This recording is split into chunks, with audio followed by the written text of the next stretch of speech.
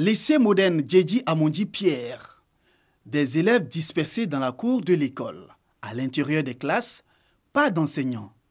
Les cours ont été perturbés dans cet établissement ce lundi matin. On a démarré les cours à 7h30.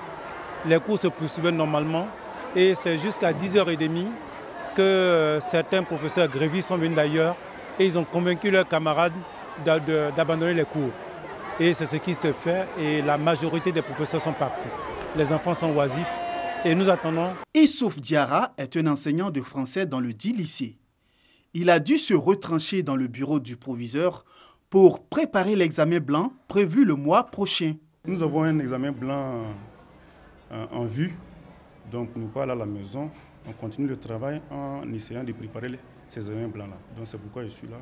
Ils sont en train de me saisir les textes et les devoirs des examens blancs. Plus de 2 semaines que les enseignants ne dispensent plus les cours dans les établissements secondaires publics du pays. Une situation qui a des conséquences sur le calendrier scolaire. Je voulais que ça se rétablisse dans les heures qui suivent. Et nous ne pouvons pas venir prendre le transport cadeau pour venir et puis on ne fait pas le coup. Ça ne nous arrange pas parce que nous sommes en retard sur les matières. Tout le monde est en avance, sauf nous sommes en retard parce que les professeurs font la grève. Nous sommes en classe d'examen, les professeurs ne viennent pas. Vraiment, nous, ça nous perturbe. Actuellement, les autres établissements sont devant. Nous, on est encore en arrière. À l'origine de cet arrêt de cours, la coalition du secteur éducation-formation de Côte d'Ivoire, COSEFSI. 5 points sont sur la table des revendications. Le premier, comme l'avons déjà indiqué, et que nous soulignons toujours, c'est que les indemnités de logement attribuées aux enseignants de Côte d'Ivoire aujourd'hui sont caduques.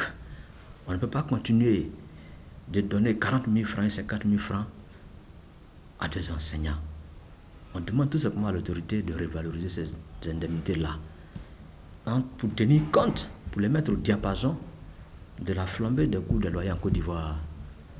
Alors, pour ce faire, au niveau de l'enseignement primaire, nous demandons 120 000 francs. Et au niveau de l'enseignement secondaire, sans indexation, nous demandons 180 000 francs. La seconde, c'est la suppression des cours de mercredi dans le primaire. La troisième revendication porte sur la revalorisation de toutes les primes liées aux examens scolaires. La quatrième revendication porte sur les enseignants ex-contractuels, dont 97 avaient été radiés en 2014. Pour faire des grèves, il faut trouver une mesure pour intégrer ces amis-là, ces Ivoiriens-là, dans la fonction publique. Et enfin, nous demandons la suppression de l'emploi d'instituteurs adjoints. Vu la régression drastique du niveau intellectuel des élèves, c'est un crime intellectuel de recruter aujourd'hui ceux qui vont enseigner, ceux qui vont bâtir l'éducation nationale au BPC. Nous disons qu'il faut se limiter au bac au moins.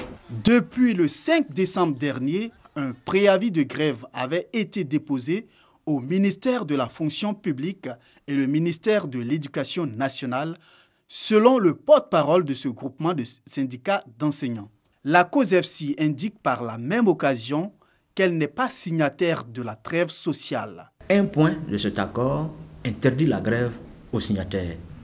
Mais nous ne sommes pas signataires de la trêve sociale. Nous avons donc toute notre liberté pour faire usage de notre arme la plus importante que nous donne le droit constitutionnel.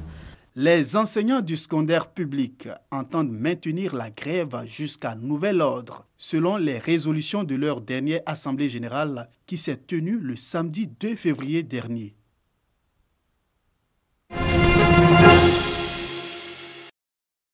Huit parcs nationaux et 6 réserves naturelles d'une superficie totale de 2 100 000 hectares. Un véritable atout environnemental et un potentiel touristique énorme pour la Côte d'Ivoire. L'Office ivoirien des parcs et réserves, OIPR, a en charge la gestion de ces sites. Cette structure gouvernementale a réuni à Yamoussoukro son comité de direction et ses responsables des régions et départements du pays. Quel est l'état de santé de nos parcs et réserves? L'état de conservation des parcs nationaux et réserves de Côte d'Ivoire est globalement satisfaisant. Parce qu'il faut dire qu'à part le parc national de la Maraoué, et le parc national de la Comoé. Les autres sont vraiment dans un état de façon satisfaisant. Aujourd'hui, l'OIPR est en train de penser à la valorisation de ces espaces. Que retenir en termes de perspective? Les parcs nationaux peuvent intégrer la destination touristique de la Côte d'Ivoire. Quand un touriste arrive en Côte d'Ivoire, après la visite de nos plages et de nos valeurs culturelles, il a l'opportunité de voir le patrimoine naturel. Sur le terrain, l'engagement de l'OIPR à mener à bien sa mission sera sans relâche. C'est un sacerdoce pour nous et c'est là-bas que nous nous sentons à l'aise. Parce qu'on ne peut pas dire qu'on est engagé dans cette histoire de conservation-là et puis demain, Dieu on quitte. C'est une histoire d'amour. C'est pour cela que malgré les périphéties, même quand souvent on est pris à partie par des populations, on prend courage et puis on continue toujours de sensibiliser. Chaque parc et réserve de Côte d'Ivoire est doté d'un comité de gestion local qui se réunit 4 fois dans l'année. Il regroupe en son sein des agents de l'OIPR, les autorités étatiques et les populations riveraines. Tous travaillent pour la suivi et le développement des parcs et réserves.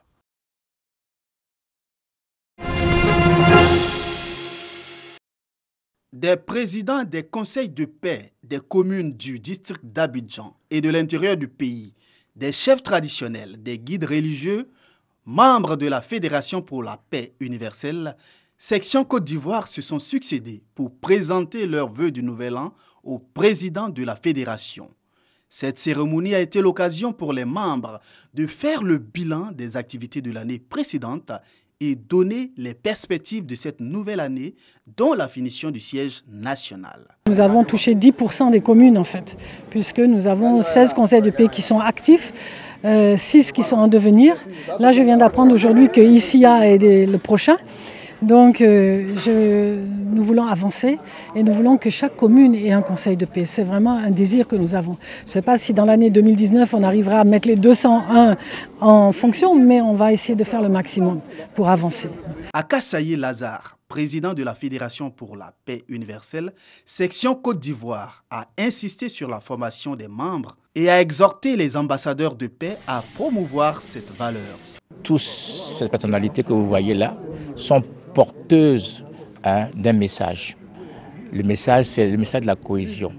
Donc, ils sont des acteurs, des artisans de la paix, de tous les mécanismes, de tous les processus régional, communal, départemental ou national qui peuvent amener les Ivoiriens à se parler, à s'entendre. Parce que ce que nous avons peut-être modestement de plus que les autres, c'est que nous avons les ingrédients pour que la paix soit. Voilà. Comment on peut devenir des hommes et des femmes de paix? Nous savons le faire. Et c'est pour ça qu'ils sont venus nous dire qu'ils se mettent vraiment à la disposition de la paix en Côte d'Ivoire. Une projection de film a permis de montrer l'avancée des travaux du siège national, dont l'inauguration est prévue dans 3 mois. La Fédération pour la paix universelle compte à ce jour près de 4600 membres et milite pour une paix définitive en Côte d'Ivoire.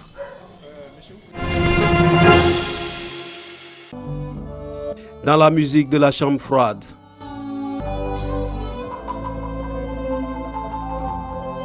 Dans un igloo des Alpes italiennes, un concert d'instruments taillés dans la glace. Ils sont difficiles à jouer, non pas parce qu'ils sont étranges en soi, mais parce qu'il faut s'habituer à jouer par au moins 12 degrés Celsius. Les doigts risquent tout le temps de geler et les cordes de se désaccorder. Ces musiciens locaux participent au projet de l'artiste américain Tin Linhart. Les instruments de glace sont très inhabituels. Ils sont incroyablement fragiles. Quand vous les construisez, ils risquent de finir en 1000 morceaux. Mais ils sont aussi forts parce que les émotions, quand on les entend, sont très puissantes.